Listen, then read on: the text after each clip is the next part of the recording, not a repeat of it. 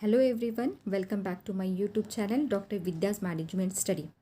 तो आज हम देखने वाले हैं अब्राहम मास्लोज की motivational theory, Maslow's hierarchy of needs. तो चलो स्टार्ट करते हैं आज का सेशन।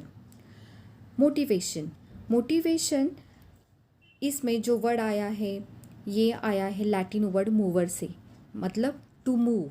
मोटिव मतलब क्या? नीड, डिज़ायर्स, वांट और drives with in the individual, मतलब कुछ पाने की चाह जो होती है उसी को बोला जाता है motivation. It is the process of stimulating the people to actions to accomplish the goal, मतलब लोगों को स्टिमुलेट करो, जो उनको चाहिए उसके लिए उनको एक्शन करने के लिए प्रेरित करो। That is what the motivation. इस डेफिनेशन को जानने के लिए 3 इंपॉर्टेंट वर्ड्स है, उसमें से एक है इंटेंसिटी, दूसरा है डायरेक्शन एंड तीसरा है परसिस्टेंस। इंटेंसिटी मतलब क्या? फॉर एग्जांपल, अगर कोई ओवर वेटेड बंदा है और उसको उसका वेट रिड्यूस करना है, तो उसकी इंटेंसिटी मतलब क्या? हाउ हार्ड यू ट्राई, मतलब वो कितना ज़्यादा ट्राई करता है टू रिड्यूस हिज वेट। और direction towards a beneficial goal, मतलब उसने कुछ डिसाइड किया होगा, within 3 months I have to lose my 2 kgs weight, तो वो सही डायरेक्शन से जा रहा है या नहीं। और परसिस्टेंस मतलब क्या? वो कितना कंटिन्यू है, मतलब ऐसा है क्या 6 मंथ उसने एक्सरसाइज किया, वेट लॉस किया और फिर से छोड़ दिया? नो, परसिस्टेंसी मतलब कंटिन्यूटी कितनी है। He should not be never give up. Okay, never give up attitude is what? Your persistence. तो जब इंटेंसिटी, डायरेक्शन, परसिस्टेंस होता है, मतलब क्या? Motivation to achieve your goal. अभी जब मैनेजर को अपने एम्प्लॉयज़ को मोटिवेट करना था, तो ही वॉज थिंकिंग कि अरे कैसे मेरी एम्प्लॉयज़ को मोटिवेट करे, मनी से करे, डेजिग्नेशन से करे, पावर से करे, चैलेंजिंग जॉब से करे, या उसको एक स्टेटस, कुछ रेपुटेशन दे दूँ। तो ये जब वो सोच रहे थे, तभी दौरान बहुत से थेरीज इंट्रोड्यूस हुई थी। उसमें से एक थेरीज़ है मास्लो हायरार्की ऑफ नीड, वो 1943 में इंट्रोड्यूस हुई थी। Herzberg's 2 factor theory in 1959, Douglas McGregor theory X and theory Y in 1960। इसमें से हमने theory X and theory Y already cover की है, उसकी लिंक मैंने डिस्क्रिप्शन बॉक्स में अपलोड की है। तो आज हम देखने वाले हैं मास्लो हायरार्की ऑफ नीड्स, जो मोटिवेशनल थेरी है। Abraham Maslow motivational theory. Abraham Maslow, he was the American psychologist. इन्होंने 1943 में एक मॉडल प्रपोज किया था, एक थेरी प्रपोज की थी अबाउट द मोटिवेशन। उनका ये बोलना था कि मैन के लिए एक बेसिक नीड होती है, प्राइमरी नीड्स होती है, सम आर सेकेंडरी नीड्स। और उनका ये बोलना था कि एक बार किसी ह्यूमन बींग की नीड सेटिस्फाई होती है, तो आगे जाके वही नीड्स उसको मोटिवेट नहीं करेंगी, मतलब a satisfied need is no longer a motivator. Having a different need but don't know the preferential order, मतलब लोगों के पास नीड्स तो है मोटिवेट होने के लिए, जो वेरियस नीड्स हैं, बट उनका सीक्वेंस पता नहीं कि ये पहला मुझे चाहिए, सेकंड क्या चाहिए।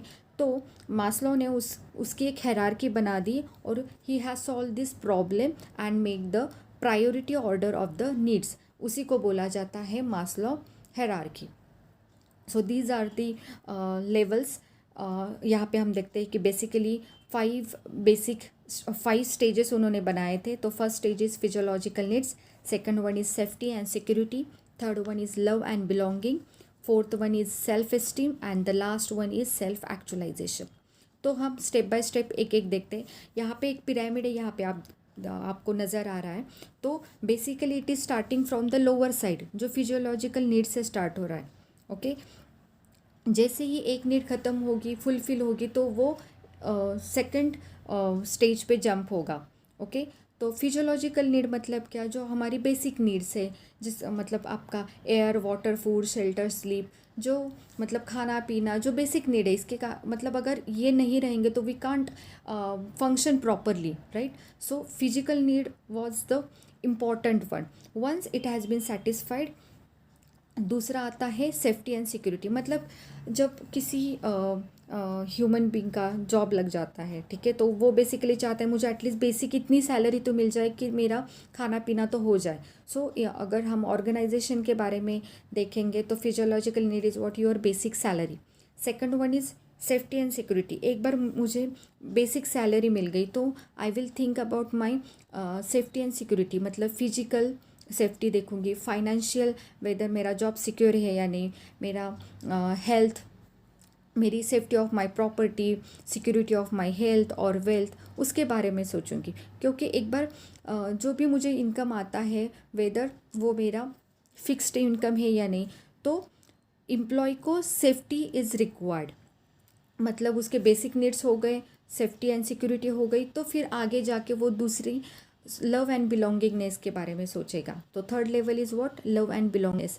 मतलब वंस कोई एम्प्लॉई है वो सेटिस्फाई हो गया एयर वाटर फूड से, उसको जॉब सिक्योरिटी मिल गई, उसकी प्रॉपर्टी भी सेफ हो गई, जो इन्वायरमेंट उसको चाहिए था जॉब के लिए फिजिकली, वो सेफ महसूस अगर करता है, तो उसका थर्ड मोटिवेशन पैरामीटर रहेगा लव एंड बिलोंगिंगनेस। मतलब वो चाहेगा कि अभी पैसा मिल गया, जॉब मेरी सिक्योर हो गई, अभी मुझे मेरी फैमिली, मुझे एक ग्रुप में अटैच होना है, अफेक्शन, लव एंड फ्रेंडशिप, वहाँ पे मुझे मेरा टाइम स्पेंड करना है, राइट। तो उसकी वो नीड अराइज होती है, फ्रेंड्स, फैमिली, जिनकी वो केयर कर सकता है, उसकी कोई केयर कर सकता है।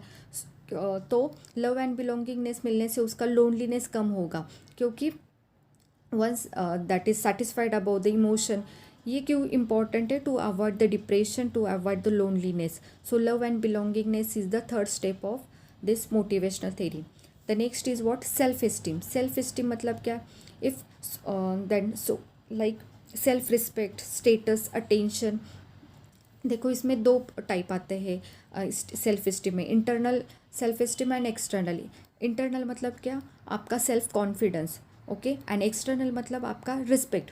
सी, जब आपके बेसिक नीड्स कंप्लीट फुलफिल होते हैं, आपका जॉब सिक्योर हो जाता है, आपको सेफ्टी मिलती है, आपको एक अच्छा ग्रुप मिला, जो फ्रेंडशिप, आपकी फैमिली जो आपकी केयर करते हैं, उसके बाद का क्या, जो आपने काम किया है उसको आप चाहते हो कि उसको रिकग्नाइज हो, वो पॉपुलर हो जाए, आपको एक अटेंशन मिलना चाहिए, एक रिस्पेक्ट मिलना चाहिए, आपका कुछ स्टेटस होना चाहिए।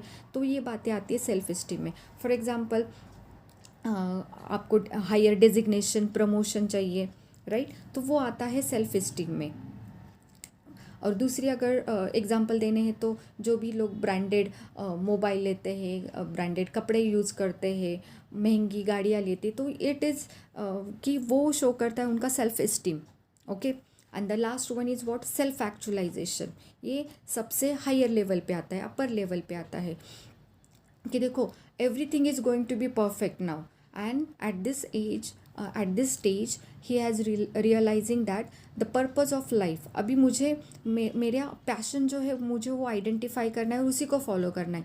लाइक सोशल वेलफेयर के बारे में इस स्टेज पे सोचा जाता है कि सेल्फ फुलफिलमेंट हो गई, जो मुझे चाहिए था वो मैंने पा लिया है, achieving the one's own potential. और उसका अब ध्यान जाता है कि नहीं, अभी मुझे मेरा लाइफ का मीनिंग जो है ना वो समझ में आया है, और उसी पैशन से मुझे अभी रहना है, क्योंकि उसके सब नीड्स फुलफिल हो चुके हैं, right. So these are the 5 stages of Maslow hierarchy. यही है कि एक स्टेज से अगर मेरे नीड्स फुलफिल होते तो I will jump to the next level, ऐसे करते करते अपर लेवल तक, मतलब 5th लेवल तक एम्प्लॉय आता है। So this is all about the मास्लोस hierarchy.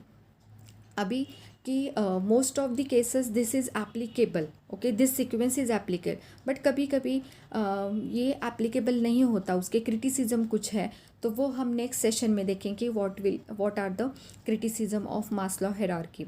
So एक क्विक रिकैप लेते हैं। फिजिकल नीड्स में आता है आपकी बेसिक सैलरी, आपके air, water, food and shelter. Safety and security में आता है आपका physical, financial, job security, property, आपका पेंशन, आपके जो भी शेयर्स है वो। लव एंड बिलोंगिंगनेस में आता है आपका affection, love, family, friendship, need to be the group. And self esteem में आता है आपका self respect, status, attention, your designation, your promotion. And the self actualisation में आता है self fulfilment, achieving one's one potential. So thank you so much, I hope you understand the concept. Please हमारे channel को subscribe करो, like करो, share करो। Bye.